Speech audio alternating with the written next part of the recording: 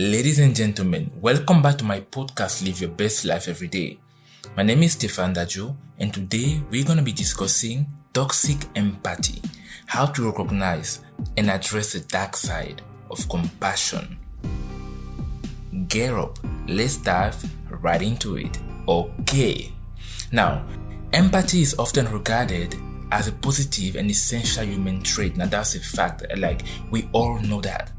That also fosters understanding and connection with others. Now, there's one thing that is lesser known to the public, or should I say to the common person out there, okay, that is called toxic empathy. And that can be detrimental to both the empathizer and the person receiving empathy. Why did I choose this particular topic? The reason why I went into this is because I observed so many people around me, okay, people that I've known, people that I'm not quite familiar with. However, I've observed them being in this, in this mindset of toxic empathy. I was having a conversation with a friend of mine the other day, and I told her, beware, I can observe that you are being empathic toward this particular person. However, careful, I feel like it's becoming toxic. And then she asked me why. And I told her this.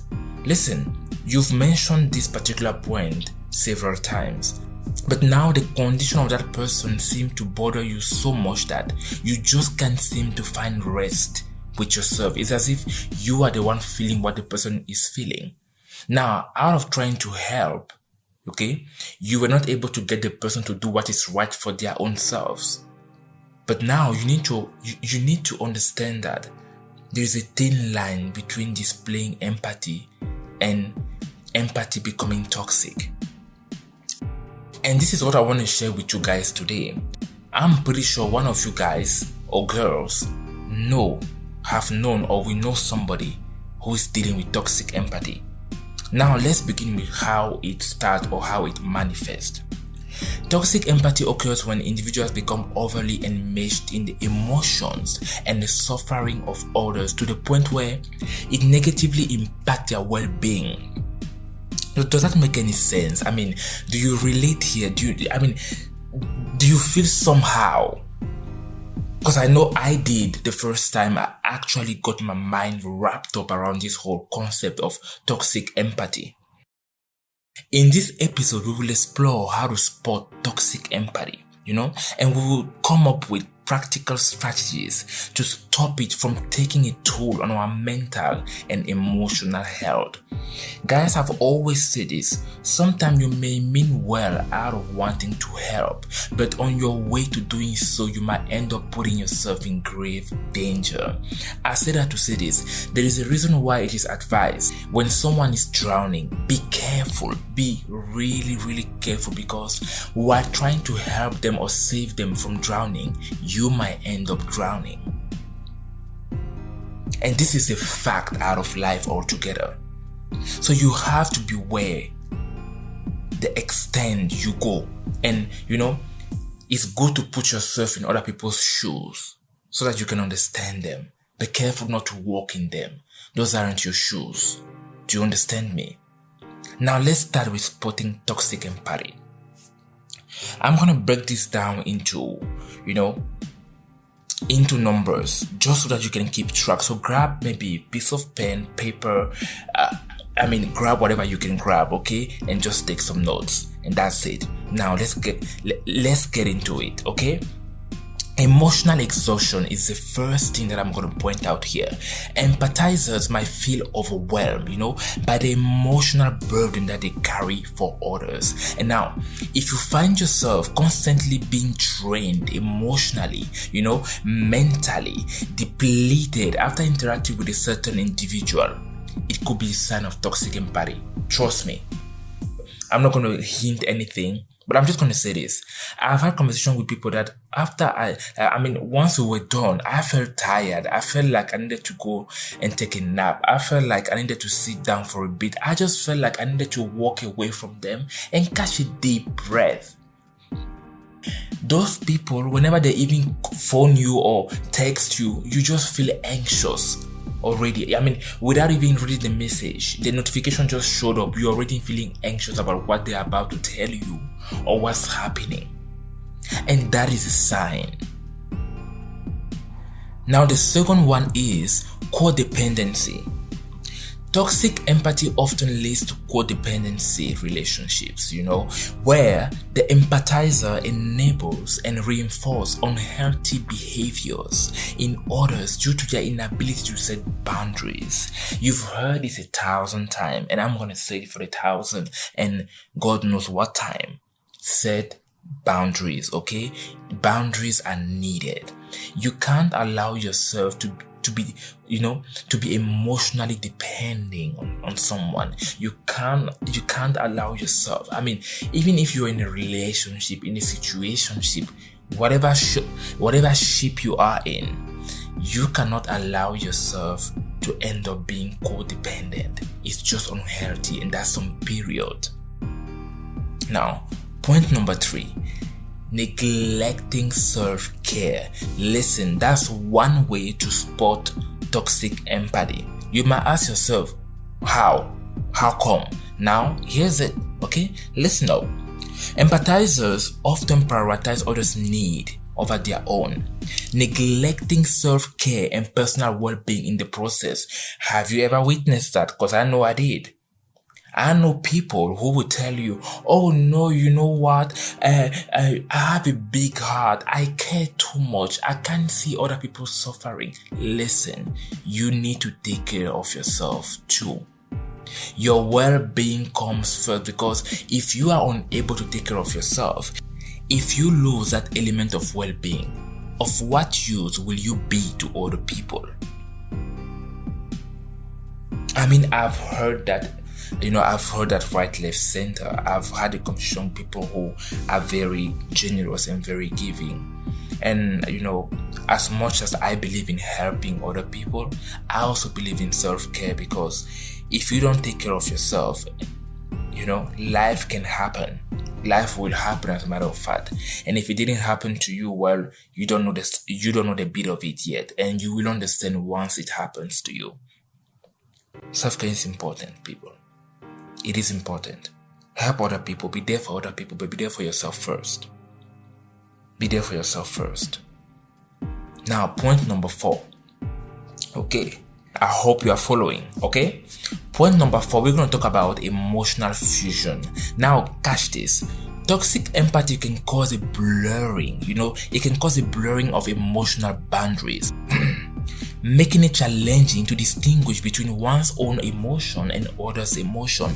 Listen, do not put yourself in other people's shoes to the level where you start walking in those shoes thinking that is your narrative, thinking that is your life. No, it ain't your life. Get out of those shoes already. Compassion doesn't mean that you have to literally start experiencing what the other person is experiencing. No. Who's going to get the other person out of there, who's going to save the other person? Let's be realistic for a moment, guys. So next point is the rescuer mentality. Now, these are the people. Those who are constantly wanting to fix or rescue others even when they haven't asked for help. Guys, it doesn't matter how much you think somebody could live their life better. At the end of the day, you need to understand, and this has to do with boundaries again. So again, we are going back to that step of codependency. That mention boundaries, the aspect of boundaries. You need to understand that people need to ask you for help before you step in. The doctor doesn't come to you. There's no doctor who secretly or magically feel or have a revelation that you are sick and they will come to your house. No. You go to the doctor. And the same way goes. Even the word says it. Ask and it shall be given to you. It means that you need to ask for actual help when you need help. So let people come and ask you for help. Do not overstep. If possible, most of the time, allow people to ask you for help before you step in, if you can. Okay?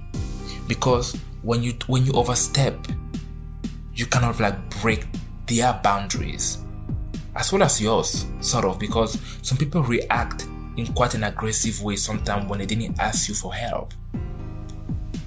Have you ever heard it's none of your business? Why are you all up in my business? Meaning what, we're just trying to help? Exactly. That whole argument situation happens when no one asks you for help and you felt like you were needed. You felt like you were relevant. No, you are not relevant. Respect other people's boundaries and let them ask you for help if they need help. Trust me, it will save you a lot of trouble. Now I'm done with this one, okay? Point number 6, emotional absorption. Oof, this one stay. Now, I've always asked people around me, are you a sponge or are you a mirror? Well, I'm not a sponge. Now, I think everyone who knows me knows that I'm not a sponge. I'm a mirror. I'm going to mirror whatever it is that you send my way. And I'm not saying that to say that I'm not emotional or I'm a cruel person. No.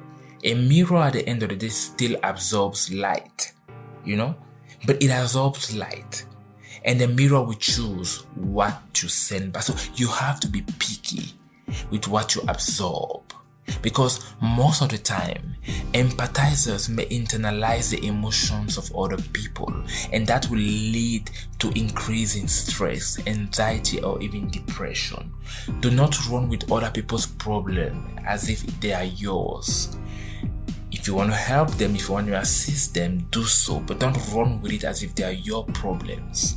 Do not carry unnecessary burden on your shoulders. That's what it comes down to at the end of the day. You already have your own stuff to deal with that. Okay? And that's it.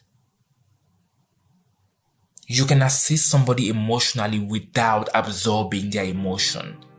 Because then again, if the both of you end up being there, emotionally messed up, who's going to help who? So you need to wash that. You don't have to be a sponge. Sometimes be a mirror. Okay? You can mirror the person's emotion. It means that, okay, there is a bit of compassion going on there. There is some empathy, or you feel sorry for the person. But you don't have to be the person. Do you get the point? So you need to really, there's a thin line. There's a thin line there. Beware of that. Now, we just went through the few steps on how to spot toxic empathy. Now we're going to talk about how to stop toxic empathy. I like to play with those two words. You got to be able to spot certain things in order for you to stop them. So now that we are able to spot them, how do we stop them? Well, point number 1 is practice self-awareness. Recognize the signs of toxic empathy in yourself. Pay attention to your emotional reaction and energy level after interacting with other people. It's important. If you come out of an interaction with someone feeling low, feeling as if you need to go and take a nap, and feeling down, feeling negative, feeling stressed or anxious, well, that is a sign of toxic empathy. Therefore, you should try to avoid that going forward. Or better yet, you should build a certain level of, mirroring, if I can call it that way. So the next time you meet the person, instead of being like a sponge and absorbing, what you do is you just mirror it. And that's it. So you have to be aware of that. Set boundaries. That's point number 2. Establish clear emotional boundaries with other people. Learn to say no when you feel overwhelmed and avoid taking on responsibilities that are not yours to bear. We just do too much. That's it. That's the word. Sometimes we are just too much. Like, we go on to things, get into things, and we put ourselves under unnecessary stress, pressure, dilemma, turmoil, and confusion, and so on. You name it. Distress, depression, disease, whatever, but you understand what I'm trying to say. You need to limit certain things. Establish boundaries. Now, step number 3. or should I say point number 3, my bad. Develop empathy differentiation. Meaning what? Learn to differentiate between understanding and empathizing with someone's emotions and carrying the weight of those emotions as your own. You can be compassionate without shouldering their pain. Oof. Do I need to repeat that? Let me repeat that real quick. You can be compassionate without shouldering their pain. Point number 4, limit exposure. If you recognize that certain relationships or situationships or whatever ships you are in are constantly draining your emotional energy, consider limiting your exposure to them. Now, you know what? This dives right into toxic relationships, friendships, brotherhood, sisterhood, family ships, other ships, spaceship. I mean, you get it. This tap right into that. And the reason why this actually for me is one of the important points is that I'm always telling people, don't wait until it's too late. Don't wait until people push you into depression or into having certain insecurities. Don't wait until people take what you have of precious, which is your self-love, your self-esteem. Don't wait until they break those things away before you limit your interaction with them, or better yet, before you reevaluate the dynamic of that, situation or that friendship or that brotherhood or sisterhood. Some people are just not good to be in your life or to be in your circle or to be around you. Some people don't have the capacity for you. Some people don't have the understanding for you. Some people don't have the love for you. Don't force things. Point number 5, practice mindfulness. Now, engage in mindfulness techniques to stay present in the moment and prevent emotional fusion with others. I think that's pretty simple. You got that. If you need to know more about mindfulness techniques, comment in the comment section. DM me, leave me a comment anywhere or everywhere you can. And of course, I'm going to make the next episode about that. Okay? I promise you that.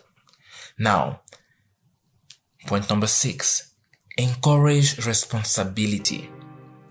You need to encourage others to take responsibility and accountability for their emotions and actions instead of constantly trying to fix their problems for them. Listen, I've met so many grown-ups who are grown-ups until it's time for them to be held accountable for their actions. I know grown-ups who are grown-up until it's time for them to acknowledge that where they are today or the product of their actions and decisions led them to having the quality of life that they have today that they are not really proud of or happy about. Yes, it's easy to be grown up, or it's easy to say that you're a grown up until you have to be held accountable for all your choices and decisions. And what I'm always trying to tell people, and this is where people usually tell me that I can be quite harsh, is that listen, you make your bed, you lie in it. Quit waiting on people to fix your problems, because the more people fix your problem, the more you feel entitled to them fixing your problems, and the more you feel free to actually create those problems. And that's it. You don't learn. It becomes a loop and it goes on and on and on again. Don't nobody have no time for that. Let's be real. We have other things to sort out. Point number 7, get help. Just as simple as that. Get the help that you need. Sharing your feelings, jokes aside, can provide insight and support in overcoming many challenges in life, not just toxic empathy. Opening up to people and letting people in. And again, when I talk about opening up to people, I'm not talking about everyone. I'm talking about those people that you know are your people. Your ride or die type of people. It's good to open up to people and share what you feel within. Okay? Good. Point number 8, focus on self-care. You need to prioritize self-care activity that brings you back to your former self. And when I say your former self, it's to your glorious self, it's to your happy self, it's to your doing well self, it's to your healthy self. Nurture your own emotional well-being. It may come as something as simple as engaging in hobbies, exercises, workout, gym, sports, meditation, yoga. You name it. I'm out of examples here, guys. Help me out. Say something. Think of something. I'm pretty sure you just thought of something right now. So go ahead and do that. If it brings you genuine joy, go ahead and do it. Go ahead and just do it. Okay? At the end of the day, there's one thing that is certain, guys, is that empathy is a beautiful thing. I'm never going to say empathy is a bad thing. No, it is a beautiful thing. It connects people, it connects us to other people, it connects us to other parts of the world. When we listen to the news, or watch the news, it helps us connect to other parts of the world, and it brings us closer to each other on a deep level, if I can put it that way. However, when it becomes toxic, it can have an adverse effect on our mental and emotional health. That's where it becomes dangerous. So by recognizing the signs of toxic empathy and by implementing these practical points that I gave you today, you can strike a balance between compassion and self-preservation. Remember that taking care of yourself is essential to effective support and empathize with others without sacrificing your well-being. You need to be there for yourself first before you can be there for other people. So beware and watch that. Again, my name is Stefan Dajo. I'm the author of the book Live Your Best Life Every Day. My book is available on Amazon.com. Feel free to go and grab your own copy. Better yet, feel free to share this episode with whoever you think needs to listen to this. Okay? Have a great day or a great night, depending on where you are on this beautiful globe. Okay.